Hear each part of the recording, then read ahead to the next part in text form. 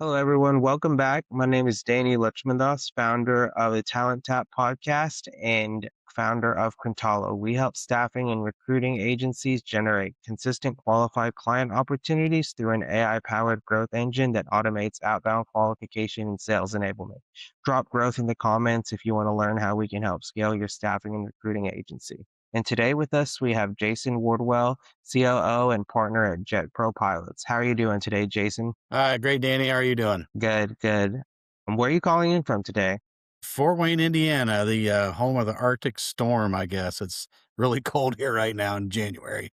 Yeah, I think all across the US, especially the South, we've been hit by some crazy snow and ice, and I think everything just seems to be shut down here in Yeah. Nashville. But yeah, to start us off, Jason, your career journey is fascinating, moving from aviation to entrepreneurship. Could you share a bit about what initially drew you to aviation and how that experience shaped your approach to business later on? Yeah. So my undergrad, like way back is engineering.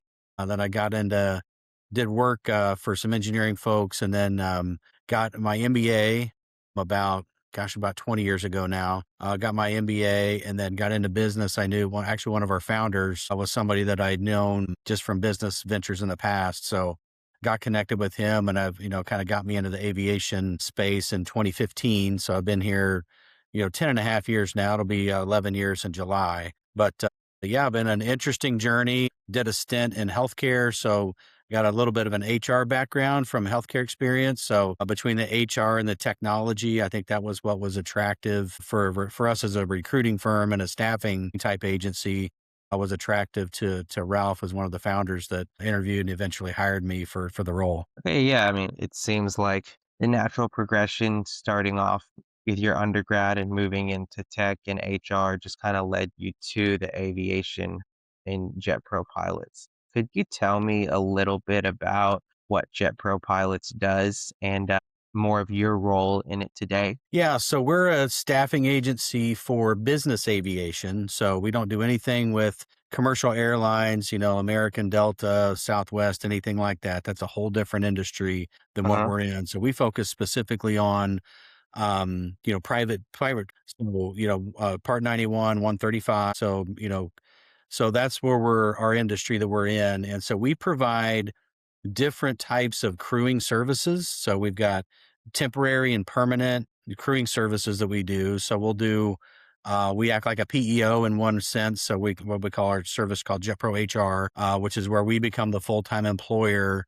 of crew members and then assign them out. So they're on our payroll as a W-2 employee, benefited, et cetera, et cetera. And then we assign them back out to a flight department, and then let the flight department give the day-to-day direction. And so some corporations will use that for like a corporate veil so that they can have people that they can use and, but maybe for liability protection purposes, they'll have something set up like that. Or perhaps they've got a hiring freeze and they can't bring on headcount onto the actual company, but they've got budgeted money that they can use.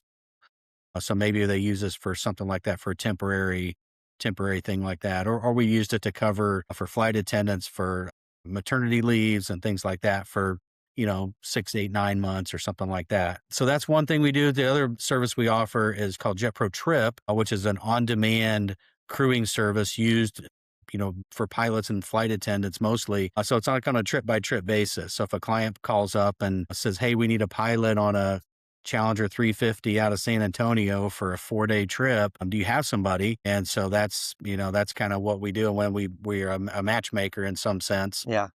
But what's different from with JetPro as a side to being just a matchmaking entity, that's part of what we do, but we actually employ the pilot. So that pilot becomes our employee on that trip for that 4 or 5 days that they do the trip.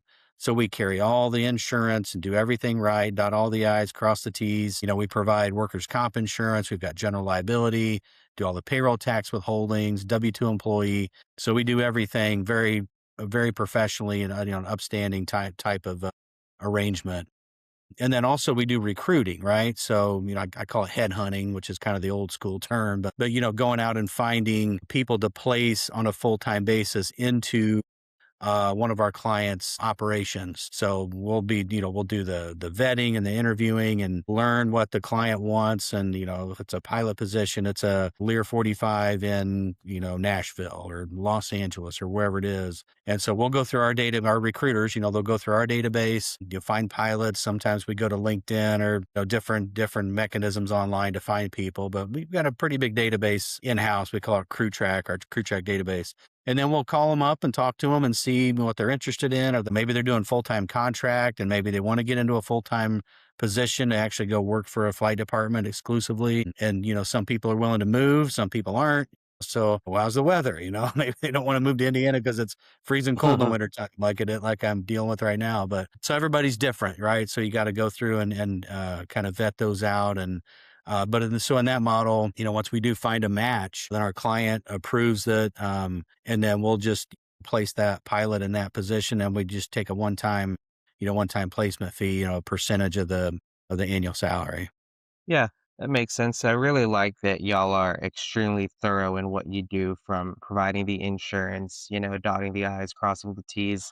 I think that's something that is something every business should aspire to be, is thorough. And that is what it sounds like y'all are. I can't say I've ever flown private or chartered a private jet. I'm typically Yeah. on American Airlines or Delta myself, but maybe one day. Maybe one day. But yeah, in the aviation industry, precision and problem solving are paramount. How do you translate that mindset into identifying and overcoming growth challenges in your current ventures? Yeah. So accuracy is very important to me as an analytical type of guy. I want things to be done right and be done right the first time. And so I guess, trying to make sure I answer your question correctly, but I think you got to set things up right at the beginning, right? So I'm a very I'm a COO, right? So I'm a very process oriented person. So, I've spent, years, over a decade now, building out processes and making sure, I mean, it's aviation, it's safety, right? Uh-huh.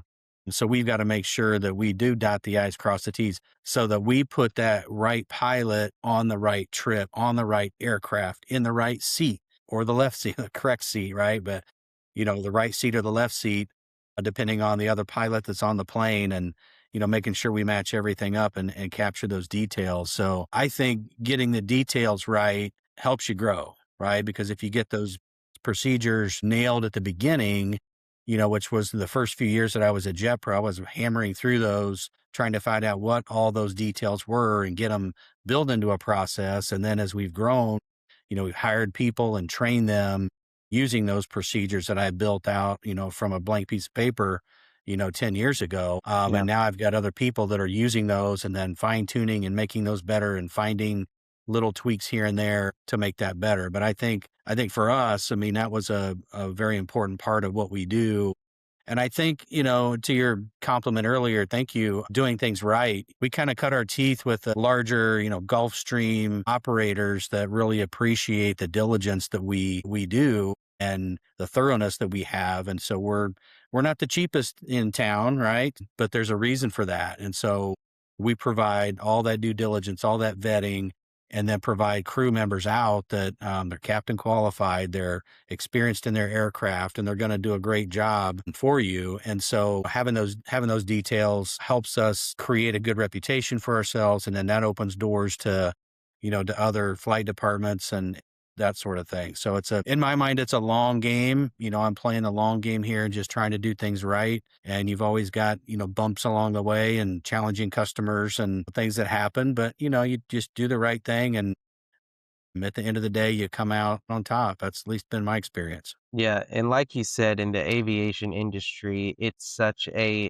safety required industry. It is, people would like that you're being thorough and making sure you're vetting the pilots, making sure you're vetting the crew members. That is something that would be paramount in this industry because of what it is, aviation, planes. It can be, some people are, there are people out there that I know today that have never been on a plane purely because they're scared. So, and it's actually crazy to think about, because I've been flying commercial my whole life. And when I was a kid, I've been privileged enough to travel and be on planes sometimes 10, 15 times in a year. So I can't say that I'm scared of planes, but I do know people that are very scared to get on a plane. So Yeah, yeah, that is if you're not experienced with it, yeah, it can be scary. But statistically, I know everybody says this, but some people don't always agree with it. Statistically, you're safer in an airplane than you're in a car. yeah, Um, I've heard that. and It's probably very true.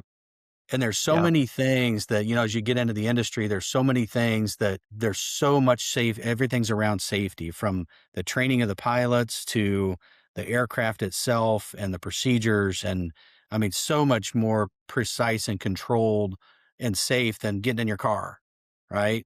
I mean, to the point where even aircraft, there's regulations on, engine overhauls and things that just aren't, that have to be done. That even if it's running fine, there's regulations that say, sorry, so yeah. there's just things that are in place that aren't in place with our regular cars when we get on the road every day. Yeah, and that reassures me, and I hope it reassures anyone listening if y'all have been scared to get on a plane or you're apprehensive about taking your first flight. To move on, from your perspective, what are the most exciting emerging trends you see shaping the private aviation sector in the next 3 to 5 years? Yeah, I think AI is a big topic these days. There's a lot of buzz around that, and it's something that I think every business can use a little differently. So I think that's a big part of it. And for us, drones. I mean, we're starting to get into the drone space a little bit too. We've got a client that we've landed where we're providing similar type service. It's a staffing service, and the client owns the drones, but it's an exciting space to be in.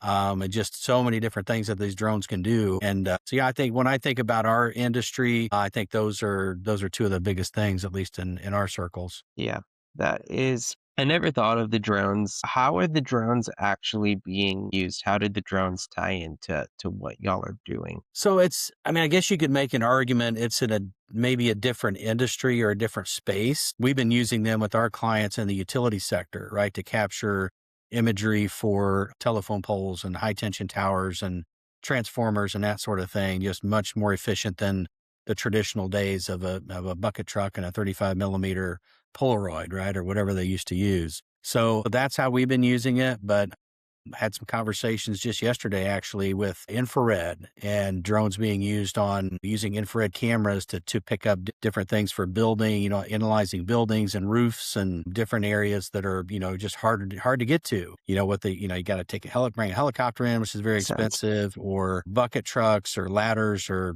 sometimes you just can't get them. I mean, there's just certain situations you just can't get the imagery and the photos that a drone can take. So we've got a couple of clients that have flown private, but also do ag, right? So they use drones for their agriculture business to get images of crops, key times in the harvest season where, Yeah. or throughout the season, not just harvest, but where they're taking pictures or there's weed development or there are problems or there are wet spots in the fields that you just can't see from the road are hard to see from an airplane or a helicopter. And then fertilizing, there's so many applications with that different people are working on. So there's just a lot of different. So yeah, it is different than business aviation in some sense, but we kind of got our foot in the door with this one project with this one client we've got. So yeah, it's an exciting potential future for us. Yeah, that is interesting. I've never used a drone myself, but I've always found them interesting, and I have friends that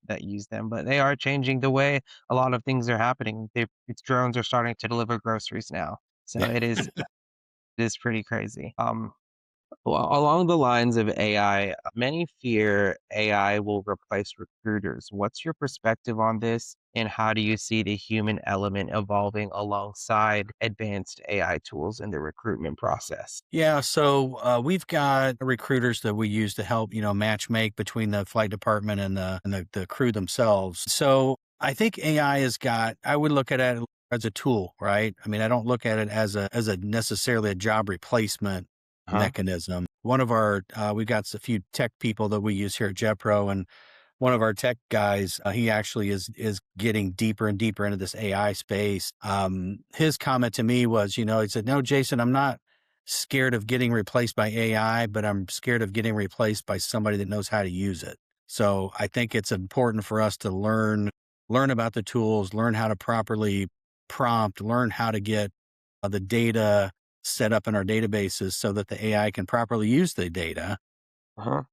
And so for recruiting, I don't know that anything's ever going to fully replace that human touch. I know in our industry, I mean, the reason our clients have airplanes so that they can get in the back and fly and physically go see people, that's a big, big investment for these corporations to make. And they obviously value the FaceTime, the human touch, the human element, and not even just the video, but being in there in person, right? Being face to face with the decision makers and the people that they're trying to meet with. That is obviously a value, or they wouldn't spend the money to even have an airplane and all the things that go around that. So I think there's still the human element is can never be replaced completely, but I look at it as a tool.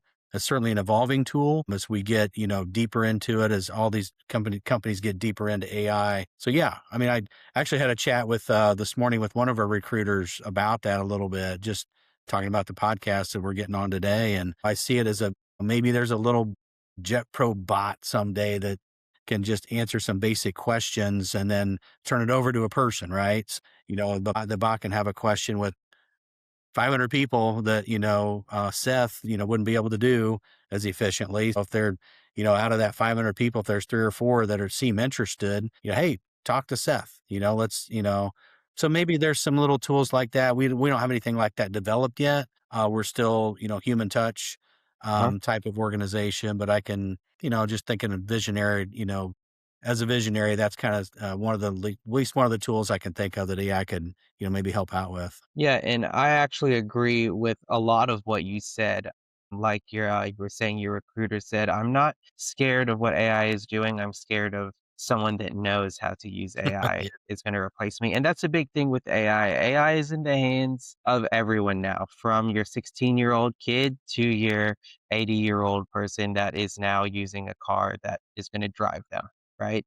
And the big thing with AI, the better you know how to use it, the better it's going to work for you, especially in business. You could give AI to someone that doesn't really know how to use it, and they're going to get results. It's going to work, but you're going to get the best results out of AI from someone that is trained on it, that knows how to effectively use it. And especially in a very high touch industry like staffing and recruiting, I don't think AI may ever replace the human touch, at least not right now. But what AI will do is it's going to make everything more efficient. It's going to make everything quicker. And in the end, that human touch is what is going to drive the win home. But again, AI is going to I believe it's going to make everything much more efficient, much quicker. It's going to take away hours of hours of work that people would normally do. Like again, the human will still, I believe, still need to come in and be there and be watching it and just have that human touch is very much needed. I heard something the other day. Somebody talked about AI as the fourth industrial revolution, and I didn't hear what the first three were, but I guess we could guess what some of those were. But it's just I'm assuming the industrial revolution of the 1800s and steel mills and things, and then maybe the automobile. The internet is of course a big one in computers. So I'm not sure if I got all those exactly right, but I thought that was an interesting way to think about that because it does now that we've got a big data center, since the evolution of the internet, we've got a lot of data out there, right? And so having the data is one thing, but then taking that data and turning it into something actionable is a different thing, right? Because scooping up data and putting it on hard drives and storing it places, I mean, that's great, but Yeah. actually taking that and figuring out where are our trends and what do we need to do business wise and how can we pivot based on what's in here, that's not always easy to do, right? And there's full-time jobs I see ad hoc reporting, specialists and things that just do nothing but comb through databases and probably bring things into Excel and lay data from over here and data from over here and try to tie it together and see what it means for the business. And, so those, the AI tools can help people like that maybe to be more efficient and, and get through things. They can work a lot faster than a person, so maybe Doesn't get a get lot. tired. Yeah, exactly. So Yeah. yeah, so I mean, there's a lot of things that it can do. Yeah. And like I said, AI really is, I believe, the next revolution or gold rush, if you will. Like, I mean, what we're doing today, just being on a podcast face to face was unheard of 35 years ago. And people really couldn't comprehend it. And I think that's where we are right now with AI. We don't know what AI is going to be doing in 5 or even 10 years. I probably wasn't using any type of AI just 5 or 6 years ago at all. And here we are today. A lot of people are using it every single day just for little things. So I think we are in that revolution of AI right now, and I do believe it is just beginning. I think this is just the beginning, and I think we're going to see some crazy advancements. When I always tell people when they're using AI, remember whatever version of AI you're using, it's the worst version of AI you will ever use. Yeah, yeah, good Yeah. point. It's just always, always improving. But beyond, resume screening and data analytics, where do you see the most impactful application of AI in recruiting by the end of 2026? Are there areas like candidate engagement, talent development, or predictive analytics that excite you the most? Yeah, like I said, we don't have any concrete plans with AI right now, but I think I think the way I think about it, we've got thousands of pilots in our system, right? And we've got tens of thousands of potential clients and potential clients in our database as well. So I think, there's multiple ways to think about it, but I think one practical way that, we can maybe get started with this year would be just to gain some insights into, what we've got in our system now. Because we've got, potential prospects out there that own and operate aircraft in different locations. We've got pilots in our system that are, have aircraft in their locations. So, starting to bring some of those things together. Because that's where for us, right, selfishly for JetPro, that's where the magic happens for us, is where, we can put crew members on aircraft, and the closer they are to the client, the better. So I think that's, as far as the data analytics side and gaining some insights, I think that's probably the first area where I could see us really getting into AI. Yeah, definitely. So many areas that AI can be implemented. It's actually just makes my brain hurt sometimes thinking about it. One day at a time, Danny. One day at a Yeah. time. Yes, sir. Say for a recruitment firm looking to integrate AI, what would you say is the first critical step they should take, and what common pitfalls should they avoid? Yeah, so I think it's people first, right? So I think getting the right people on your team is the most important. So however you recruit the recruiter, right? So get yourself good people on board, get the right tech people on board that know the AI, know the industry or can learn it. So I think that's the first step, is to get the people. And then pitfalls, I think you gotta just like anything in business, you gotta focus on the business need, right? Because we can easily, as an engineer, right, I had to learn this and throughout my career, we can worship the tech, right? But the tech has got to do something valuable. It's got to add value to people, right? Uh-huh. So I guess I would just caution people to avoid getting too wrapped up in the tech for the sake of the tech, and, keep your eye on the ball with, creating value and adding value, because different pockets and different industries, and even recruiters are different industries, right? So the recruiters recruit for different types of people. So even that, it takes on a much different flavor, for business aviation versus another type of industries.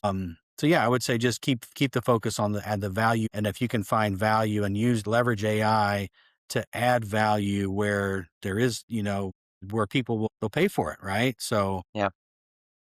I guess that's just the advice that comes to the top of my mind. Yeah, yeah, that definitely, I agree with all of that. There's definitely things you have to be apprehensive of when it comes to AI, and just make sure whoever in your company is going to be using the AI, make sure they're well trained on it. Like we said before, being trained on AI makes a huge difference.